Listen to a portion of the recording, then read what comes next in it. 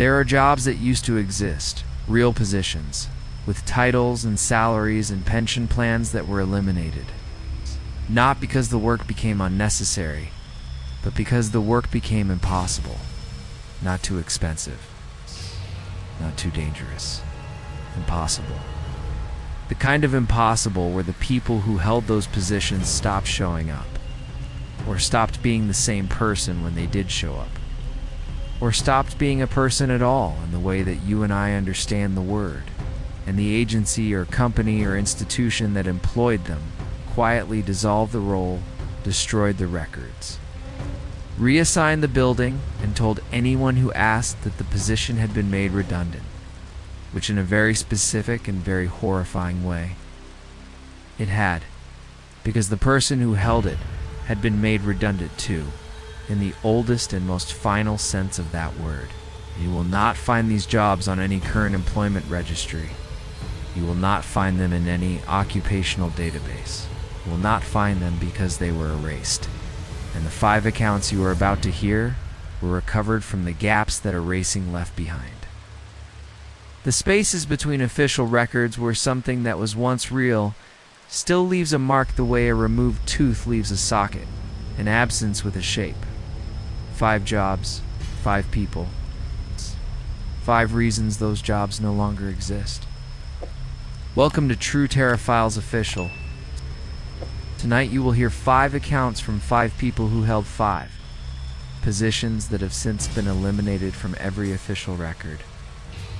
And what they encountered in those roles is the reason the roles themselves were erased. You will hear about a lighthouse keeper stationed on a decommissioned offshore platform who discovered that the light he was maintaining was not guiding ships away from the rocks, but drawing something toward the platform from the open ocean, something that had been following the beam for 60 years and was now close enough to reach the base of the structure. A switchboard operator at a rural telephone exchange who connected a call between 2 numbers that had never been assigned and discovered that the conversation happening on that line was between 2 people describing events from her own life that hadn't happened yet, including the phone call she was currently listening to. A night watchman at a garment factory that had been closed for 11 years who was hired to guard a building that was officially empty, and discovered that the sewing machines on the 3rd floor were operating by themselves every night at 3:17 a.m., producing garments with no human hands in sizes and styles that matched no known pattern, from fabric that moved when you touched it. A census enumerator assigned to a rural district in 1987 who visited a house that appeared on no map, in a town that appeared on no register, interviewed a family of 4 who were registered in the census database as having died in 1923. And a film archivist at a national preservation facility who unspooled a reel of 16mm training, footage from a corporation that was dissolved in 1976, and discovered that the film contained a continuous recording of a single interior corridor with no camera operator visible, and a figure at the far end that turned toward the lens every time the archivist paused the playback, as though it could see through the film and into the room where the archivist was sitting. 5 jobs, 5 encounters. 5 reasons those jobs were stricken from the record. If you are new here, True Terra Files Official posts every single night. Something is always waiting in the work that used to exist. Tonight, 5 people found out why their positions were eliminated.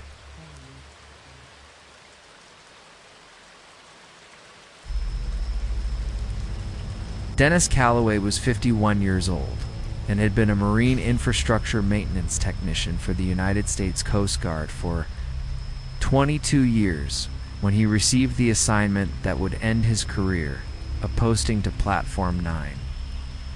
A decommissioned offshore navigation structure located 14 nautical miles southeast of the Delmarva Peninsula. In the Atlantic shipping lanes, a steel lattice platform mounted on 4 concrete pilings that had been built in 1952 as a manned lighthouse and weather station and had been automated in 1989. And officially decommissioned in 2003 when satellite navigation rendered physical lighthouse structures redundant. The Coast Guard had maintained a minimal maintenance schedule on Platform 9 since its decommissioning, quarterly inspections, annual structural assessments, but had discontinued all manned operations, which was why Dennis was surprised to receive orders for a 60-day residential posting to the platform in January, because no one had lived on Platform 9 in over 20 years. And his orders specified that his primary duty was to maintain and operate the original Fresnel lens apparatus in the lantern room at the top of the structure, which made no sense because the Fresnel lens had been deactivated when the platform was decommissioned and the automated beacon that replaced it had been removed in 2011. And Dennis asked his commanding officer for clarification and was told that the orders came from the district engineer's office, and that the specific directive was to reactivate the Fresnel lens and maintain it in continuous operation from sunset to sunrise for the duration of his posting. And Dennis asked why, and his commanding officer said he didn't know, and that the orders were classified as priority maintenance and were not subject to his review. And Dennis flew out to the platform by helicopter on a gray January morning with 60 days of supplies and a maintenance manual for a lighthouse lens system that had not been operational since before he was born. And he climbed the steel stairs to the lantern room and found the Fresnel lens assembly intact, the brass and glass apparatus still mounted on its rotation carriage, still operational, still functional, as though someone had been maintaining it in secret for 20 years, which was impossible because no one had been on the platform. And he followed the manual's procedures and activated the rotation motor and lit the lamp. And the Fresnel lens began its slow rotation and sent a beam of white light sweeping across the Atlantic at a rate of 1 revolution every 45 seconds, exactly as it had been designed to do in 1952.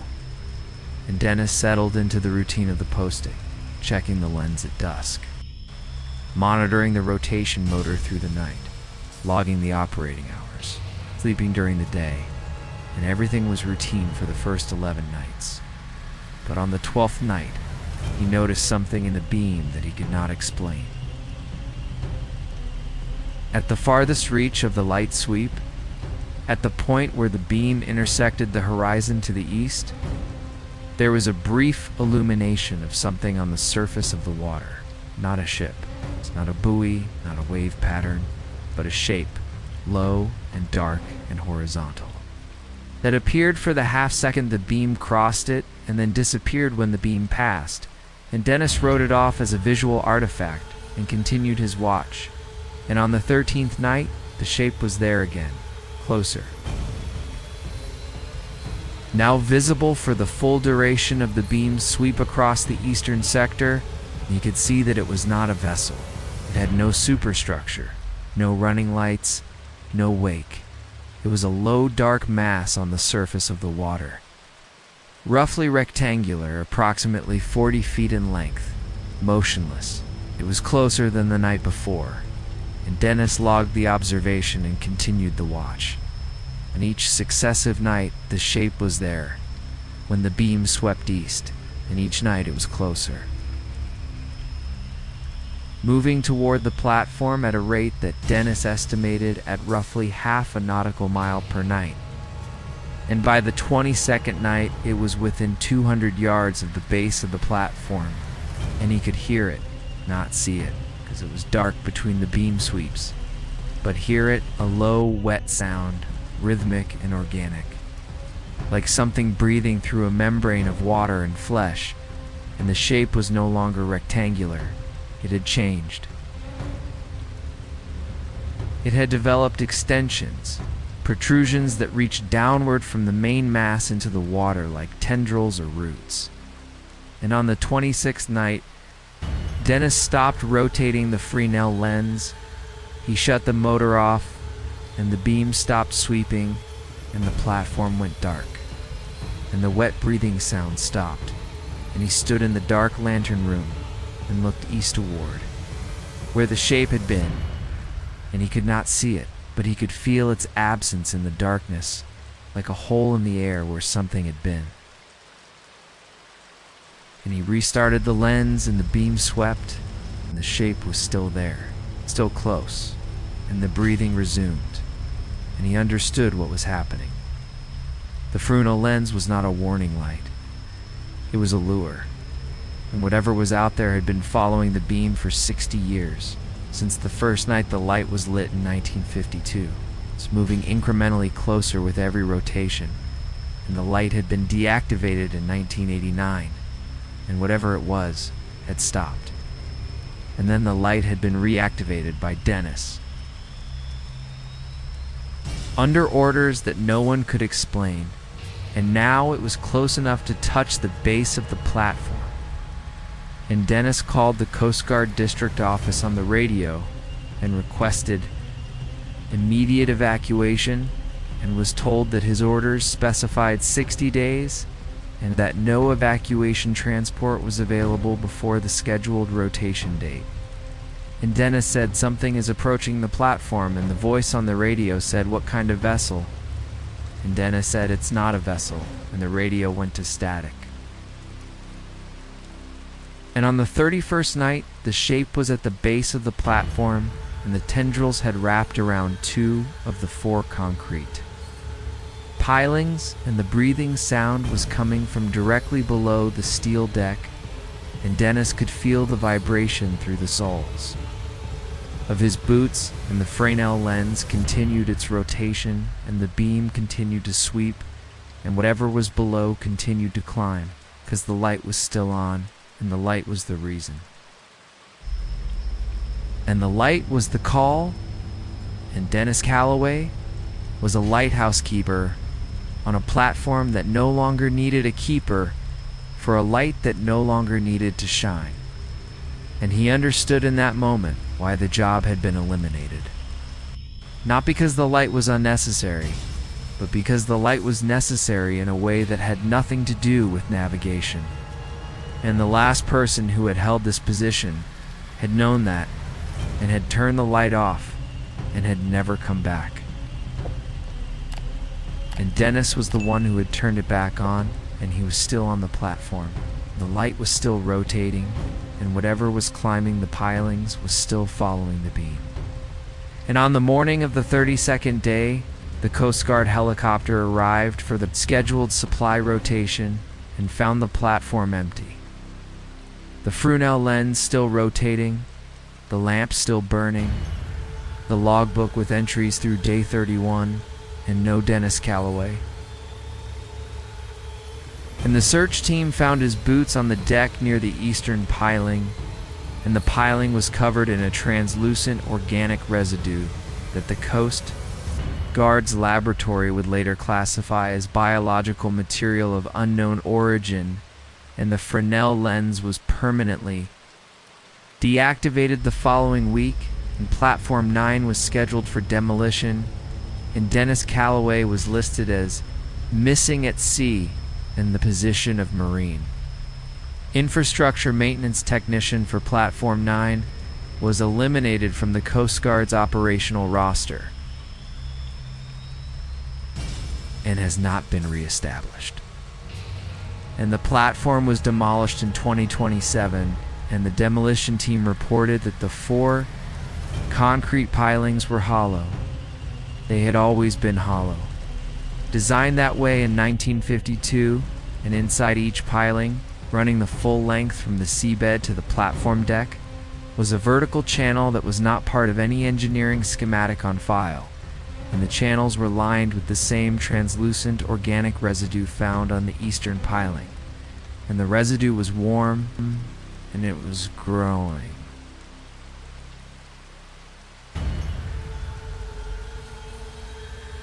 Gloria Fenn was 44 years old and had been a telephone switchboard operator at the Ridgemont Rural Telephone Exchange for 19 years. a position that involved manually connecting outgoing and incoming calls through a patch panel of quarter-inch jacks. Work that was technically obsolete by 1984, when the last manual exchanges in the United States were scheduled for automation. But Ridgemont's exchange had received a 2-year extension due to the county's insufficient infrastructure for automated switching. And Gloria was one of 4 operators remaining on the midnight 2-6 shift, sitting at a board of 200 subscriber lines in a room that smelled of bakelite and copper. And on a night in October, she received a call that appeared on her board as line 000, which was not a valid subscriber number. The Ridgemont Exchange used a 3-digit system, and no line on her board was designated with zeros, and she inserted the monitoring jack to listen and heard silence. Not deadline silence, but the specific charged silence of an open connection with 2 parties on the line. And she said, "Operator, how may I connect your call?" And a woman's voice said, "Yes. I need to reach for 72, and that was a valid Ridgemont line. And Gloria plugged the cord into 472, and the phone rang twice, and a man's voice answered. And the woman said, "It's happening again?" And the man said, "I know. I can hear it from here." And the woman said, "She's listening right now." And the man said, "She doesn't know." God. Yet, and the woman said she will. She always does. She just doesn't know it's her. And Gloria was listening on the monitor jack because that was standard procedure. Operators monitored all connections for quality and to terminate calls that were not connecting properly.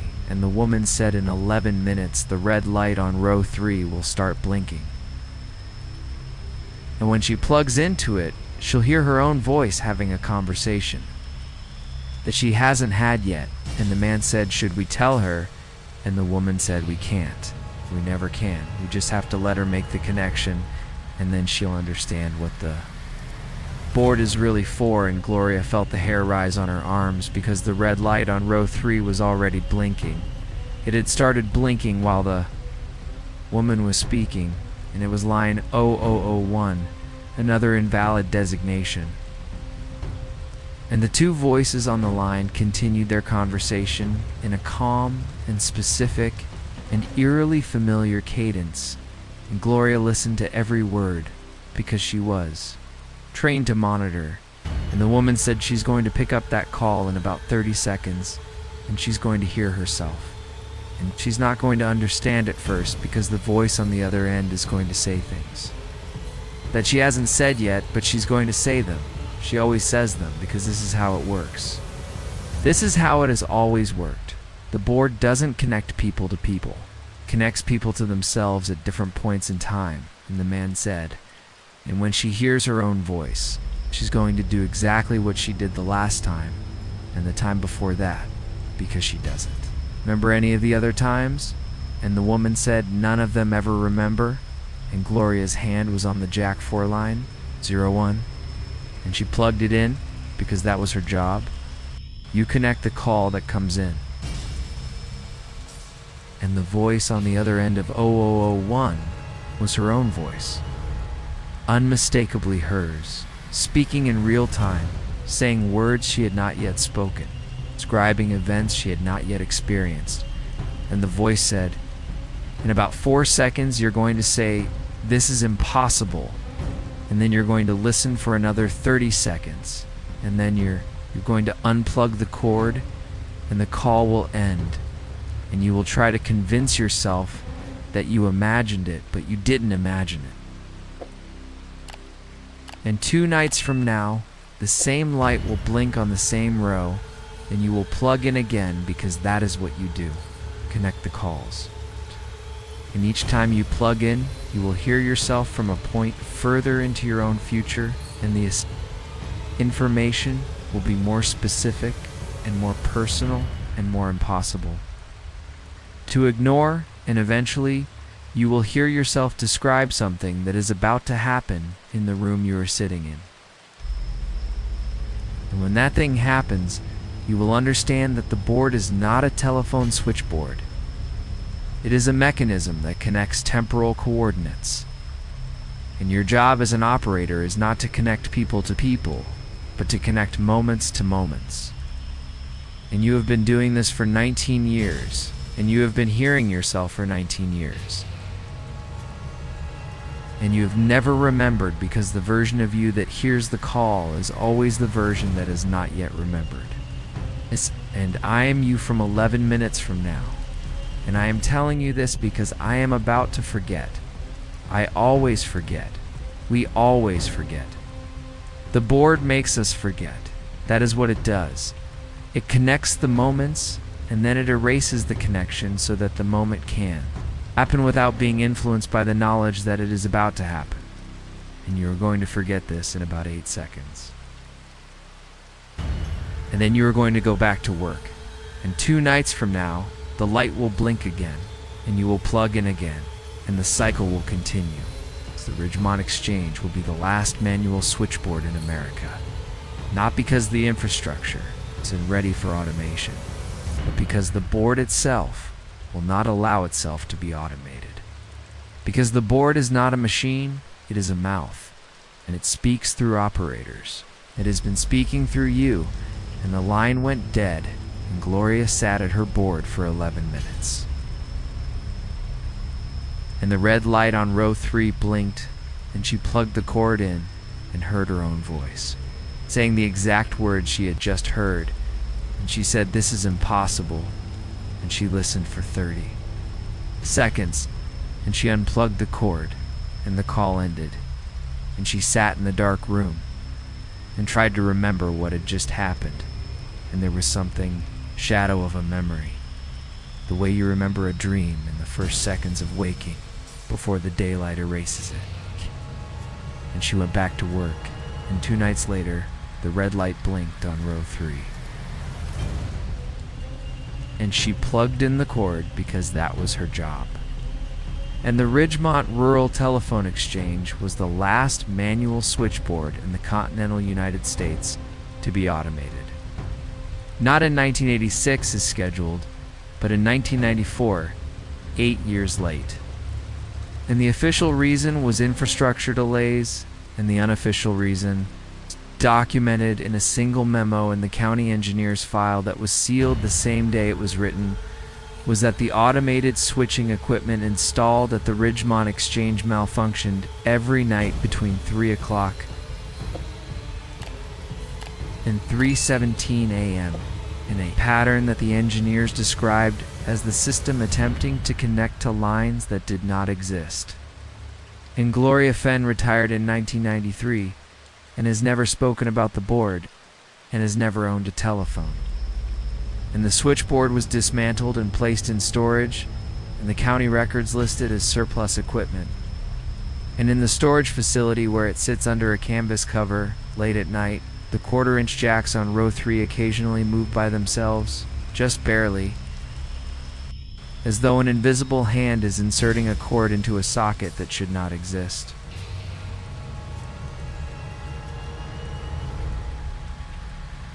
Harlan Briggs was 58 years old and had been a night security officer for Werner Gould Textile Corporation for 16 years when the company closed the Millbrook plant in 2003 and terminated all positions. And Harlan was unemployed for 2 years until he received a letter from a firm called Carenfield Asset Management stating that he had been rehired as the night watchman for the Millbrook facility, which was now under their management as the property's custodian. And the letter specified that his duties were to patrol the building from 10 p.m. to 6 a.m. and ensure that no unauthorized persons entered the premises and that all building systems were functioning normally. And Harlan accepted the position because he needed the work and because he knew the building he had walked those floors for. 16 years, and he reported for his first shift on a Sunday night in September. And the building was exactly as he remembered it, empty and quiet and smelling of machine oil and cotton dust. And he made his rounds on the first floor and the second floor, and everything was normal. And at 3:15 a.m., he climbed the stairs to the third floor, the sewing floor.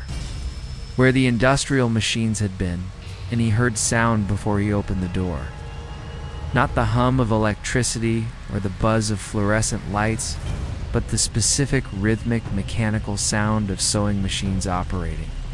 The clatter of needles punching through fabric, dozens of them, running in sequence.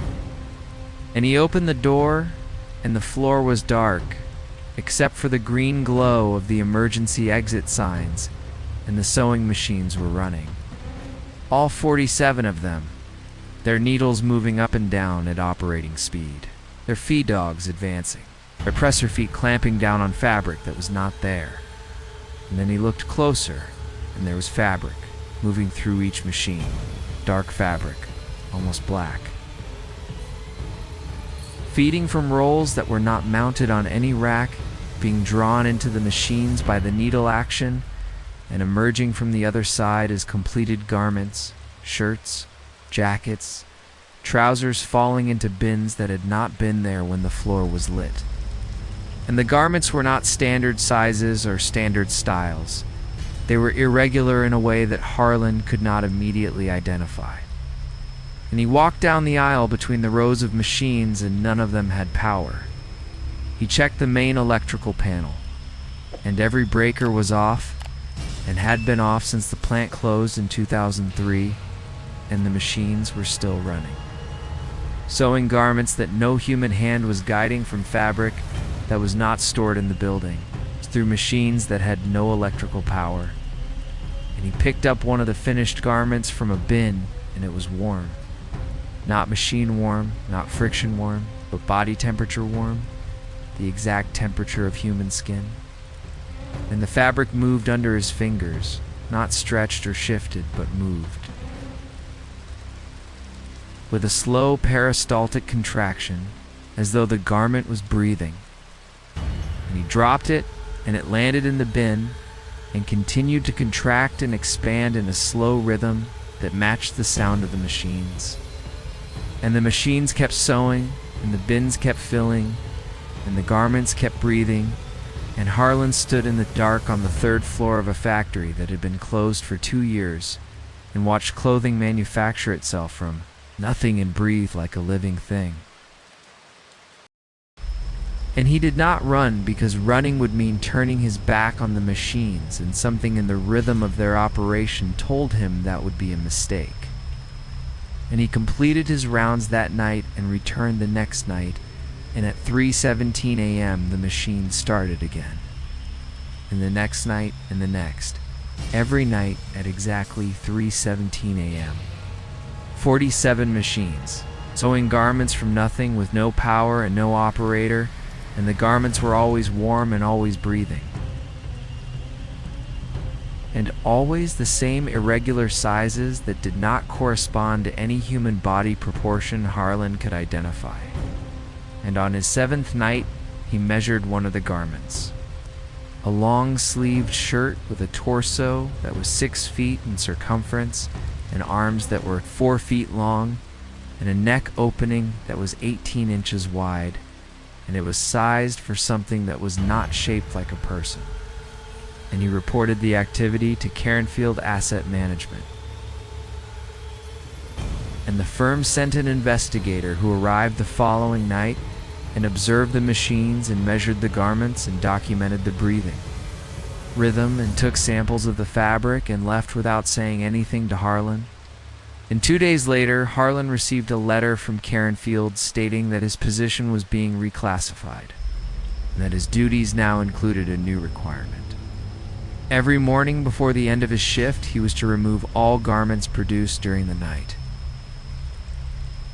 and burn them in the incinerator in the basement. All of them, every single one, no exceptions. And Harlan did as instructed because the job paid well and he needed the work.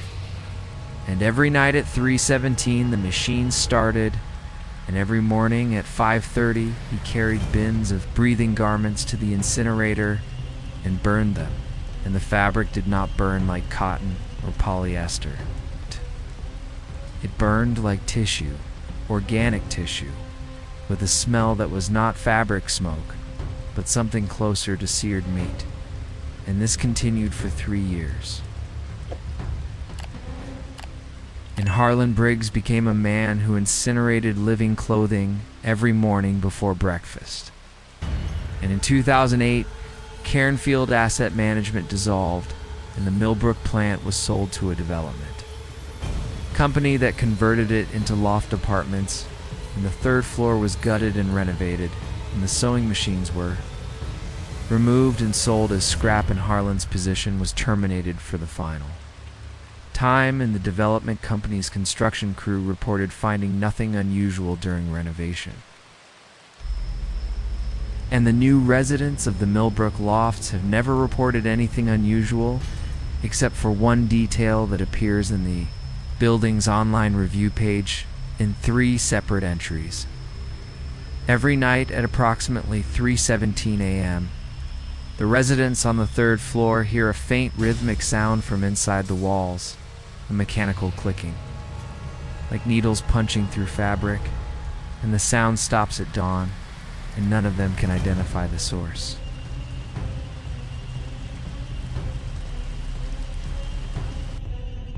Raylan Duchamps was 33 years old and a census enumerator for the United States Census Bureau, assigned to District 47G in rural eastern Kentucky during the 1987 census cycle, a position that involved traveling to every residential address in her assigned district and conducting in-person interviews to verify population data. Work that was physically demanding but procedurally straightforward. You drove to the address on your list, you knocked on the door, you asked the questions on the form. You recorded the answers, and you moved on, and it was on a Thursday in April that Raylan drove her government-issue sedan down a gravel road that appeared on no county map to a house that appeared on no address list. A 2-story farmhouse with a wraparound porch and a tin roof, and a barn behind it, and a woman sitting on the porch steps shelling peas into a colander. And Raylan checked her enumeration list, and the address was not on it, which meant it should not exist in the district's residential registry. But the house was real, and the woman was real, and Raylene's job was to count every person at every residence in her district. So she parked the car and walked up the gravel path and introduced herself, and the woman smiled and said, "We've been expecting you." And Raylan said, "I'm from the Census Bureau," and the woman said, "I know. Come in." And Raylan entered the house, and there were 4 people inside the woman. A man sitting at the kitchen table reading a newspaper, a teenage girl standing at the sink washing dishes, and a boy of about 10 sitting on the floor playing with a wooden truck. And the house was furnished and warm and smelled like bread and coffee, and it was a real house with real people living real lives. And Raylan sat at the kitchen table and began the enumeration form and asked the woman's name, and the woman said, "Agnes." Carville and Raylan wrote it down and asked the names of the other household members, and the woman provided them. Harold Carville, the man Donna Carville, the girl, and Samuel Carville. The boy and Raylan asked the standard demographic questions, and the woman answered them in a calm and unhurried voice, and everything was proceeding normally until Raylan asked the date of birth question. And the woman said, "April 14th, 1901, and Raylan wrote it, and then paused and said, "That would make you 86, and the woman said yes. And Raylan looked at the woman sitting across from her shelling peas into a colander, and the woman looked to be approximately 40 years old, not a day older, with dark hair without gray, and skin without the marks of age, and hands that were steady and smooth, and not the hands of an 86-year-old woman who had spent a lifetime on a farm. And Raylan asked the man's date of birth, and he said September 3rd, 1895, and he looked to be about 45. And the girl's date of birth was 1969, and she looked to be about 16, which matched, and the boy's date of birth was 1977, and he looked to be about 10, which matched, but the adults were not the ages their birth dates indicated by a margin of 40 to 50 years, and Raylan continued the form and asked how long the family had lived at this address, and the woman said, "Since the house was built in 1921, and Raylan said, "And that's the entire time?"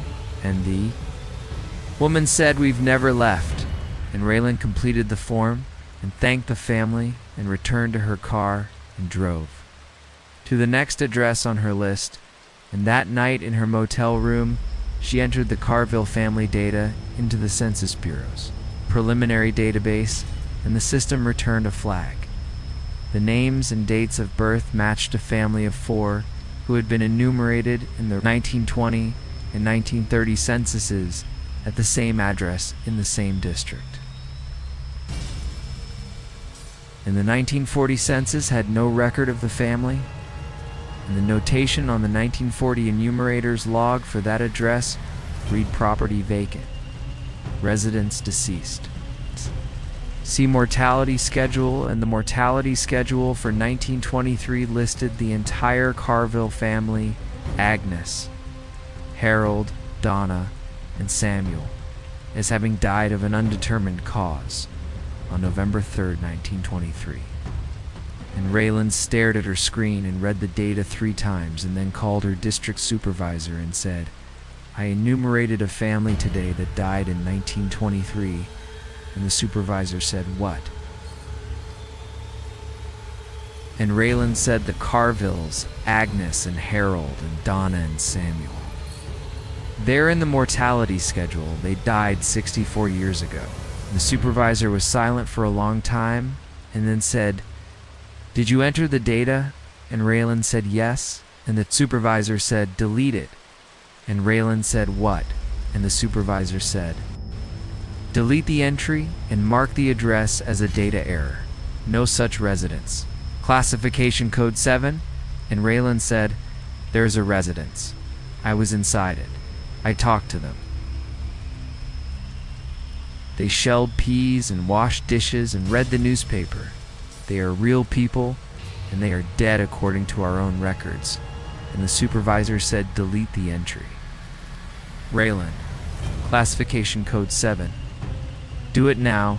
And Raylan deleted the entry and marked the address as a data error and drove back to the gravel road the next morning. And the road was there, and the gravel was there, and the fence line was there, and the open space where the farmhouse had been was there, but the house was not there.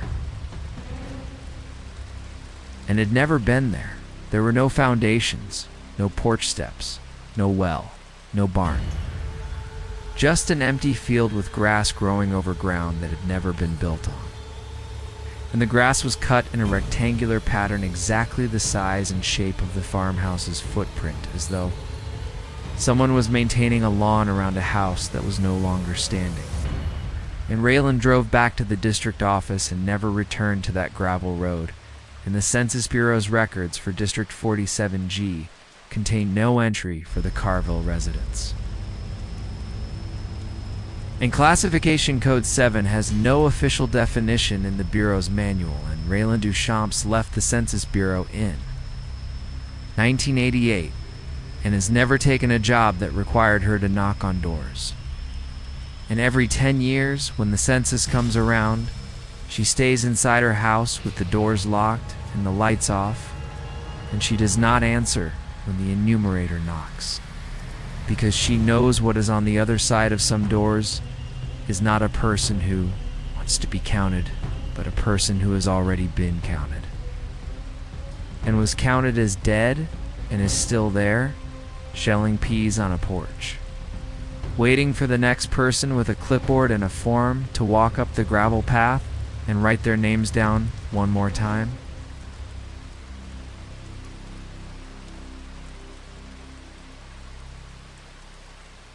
Philip Asher was 41 years old and a film archivist at the National Moving Image Preservation Facility, a federal storage and restoration center responsible for cataloging, repairing, and digitizing the nation's archival film holdings.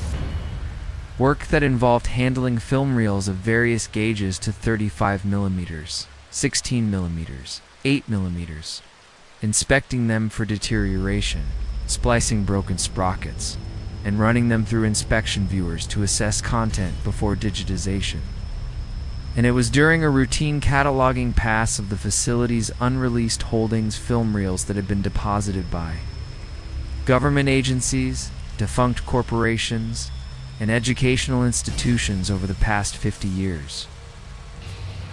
And never processed that Philip found Reel 1976 CGO44, a 16 millimeters film canister labeled in white grease pencil with the name Veridian Corporation Training Film Internal Use Only, Do Not Distribute.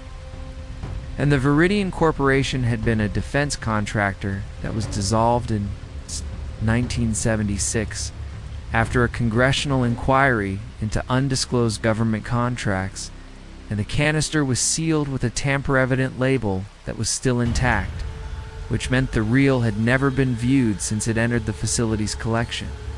And Philip broke the seal and loaded the reel onto the inspection viewer, a tabletop unit with a small illuminated screen and a single speaker, and began to watch. And the film opened with a static shot of an interior corridor. A long institutional hallway with fluorescent lighting and a linoleum floor and painted concrete block walls and a drop. Ceiling with acoustic tiles, and the corridor was empty and the camera was stationary. And the image was clear and steady, and Philip assumed this was B-roll footage of a corporate facility used as establishing shots for a training video. And he watched the corridor for 90 seconds and nothing moved, and he was about to advance the reel when he noticed a detail. At the far end of the corridor, at the vanishing point of the perspective, there was a figure, standing motionless, facing away from the camera, a human-shaped silhouette in dark clothing. And Philip leaned closer to the viewer, and the figure was absolutely still. It's not the stillness of a person holding position, but the stillness of an image, as though it was a still frame or a mannequin. And Philip continued watching, and the figure did not move for another 2 minutes. And then Philip paused the viewer to make a notation on his catalog form. And the figure on the screen moved not when the film was playing, but when Philip paused it, the figure turned its head. Just its head toward the camera lens, and the head was facing directly into the camera. And Philip stared at the paused frame, and the figure was looking at him through the film, and its face was not a face. It was a smooth, featureless oval, the color of old bone. And Philip restarted the film, and the figure's head turned back to face down the corridor, and the corridor continued empty. And the figure continued standing, and Philip paused again, and the head turned again toward the camera, every time he paused, without exception. And he tested this 12 times across the next 40 feet of film, and the result was identical every time. Play, the figure faces away. Pause, the figure turns toward the lens, and on the 13th pause, the figure was closer to the camera. Not at the end of the corridor anymore, but midway. And Philip had not advanced the reel between the 12th and 13th pause. And the corridor had not changed, and the film had not jumped, but the figure was closer. And he played the film, and the figure was at the midpoint of the corridor facing away, and he paused it, and the head turned. And the face was the same featureless bone-colored oval, and the figure was now 1/3 of the way down the corridor. And Philip felt the room temperature change, not a draft, not the HVAC, but a localized drop in temperature immediately around the viewer. And he played the film, and the figure continued to stand, and he paused, and the figure was closer still, and this time the head did. and not turn because the figure was close enough to the camera that its entire body was rotating, turning to face the lens. And the featureless face was large on the viewer screen, filling the frame from the chin to the forehead, and Philip could see that the surface of the face was not smooth. It was covered in very fine hairline fractures, like crazing on old ceramic, and the cracks were moving very slowly, spreading across the surface of the face like frost on glass. And Philip ejected the reel and placed it back in the canister and sealed the canister and walked to his supervisor's office and placed the canister on the desk and said, "This film needs to be reclassified." And his supervisor said, "Why?" And Philip said, "It responds to the viewer." And his supervisor looked at him, and Philip said, "When you pause it, the figure in the film turns toward you, and when you play it, it turns away, and it gets closer every time you pause." And the supervisor opened the canister and loaded the reel and watched it and paused it, and the figure turned, and the supervisor paused it again, and the figure was closer, and the supervisor paused it again, and the figure was closer, and the supervisor ejected the reel and placed it in the canister and sealed it, and looked at Philip and said, "Nobody watches this reel." And Philip said, "I understand." And the reel was reclassified as restricted nitrogen monoxide viewing archival hold only, and placed in a locked cabinet in the facility's restricted vault, and the catalog entry was modified to remove all content description. And the Viridian Corporation file was flagged for administrative review, and Philip Asher continued his work at the facility for another 6 years and never countered another reel that responded to the viewer. But he thought about reel 1976CGO44 every day. I guess in 1998 the facility conducted a vault inventory and the restricted cabinet was opened. And the canister for reel 1976CGO44 was empty. The seal was intact. The tamper-evident label was unbroken, and the film was gone, and there was no record of any checkout or transfer or disposal. And the film had been inside a sealed canister, inside a locked cabinet, inside a restricted vault, and it was not there anymore. And the inventory team closed the cabinet and relocked the vault and recorded the reel as missing, and the entry was classified as an archival discrepancy. And Philip Asher, who had been retired for 2 years when the inventory was conducted, was never informed. And the facility's current staff do not know about reel 1976CGO44 because the catalog entry was deleted during the facility's digital migration in 2005. And the only evidence that the reel ever existed is a single handwritten notation in Philip's personal catalog notebook, which is in a box in his attic. And the notation reads, 1976CGO44. Corridor, figure, featureless. Pauses equals approach. Do not watch. Film watches you. And Philip has not owned a television or a computer monitor since 1992, and he does not watch films. And he does not look at screens because he cannot be certain that the figure from the corridor is not standing at the far end of whatever image he is viewing, waiting for him to look away so it can move closer. And he knows this sounds insane. And he knows the film was only 16 millimeters, and the figure was only a photograph, and the viewer was only a machine. But he also knows what he saw, and what he saw was a thing on film that knew when it was being watched and moved when it was not, and got closer every time the connection between the watcher and the watched was broken. And the last time he paused that reel, the face was close enough to fill the frame, and the cracks were spreading, and the surface was splitting, and underneath the featureless bone-colored surface there was something dark moving, and Philip does not know what was under the surface. of that face, but he knows it was not empty. It was not blank. It was a shell, and something was inside the shell. And something was pushing against the inside of the shell, trying to get out. And something got out. Because the film is gone now, and the canister was sealed, and the cabinet was locked, and the vault was restricted. And the film is not in the canister anymore, and Philip Asher does not know where it went. But sometimes when he closes his eyes at night, he sees the corridor empty, and the fluorescent lights, and the linoleum floor in the far end of the hallway. And he does not look at the far end, because if he looks at the far end, he might see the figure standing there, facing away from him. And if he blinks, it might turn. And if it turns, it might be closer.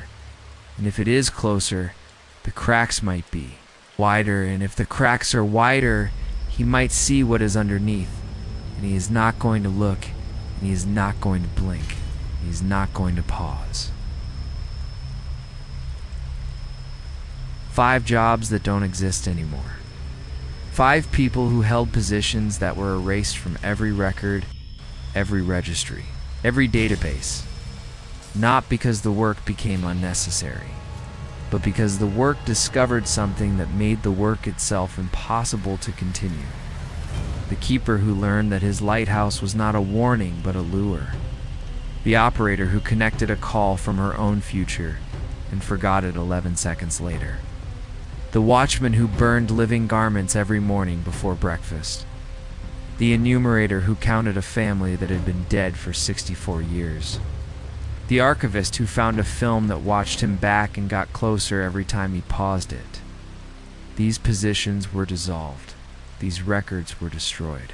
People were told to forget. But the work left marks, a warm residue on a concrete piling, a jack that moves by itself on row 3. The sound behind the walls of a renovated loft, a rectangle of cut grass in an empty field, a film canister that was sealed and empty. The jobs are gone, but the work continues. Subscribe to True Terror Files Official. We post every single night, and something is always on shift. Drop a comment and tell me which of these 5 jobs you would have quit on day 1. And the next time you hear about a position that was eliminated for reasons no one can explain, maybe the reason is that the position found out something about itself that it shouldn't have. Good night. We'll see you in the dark.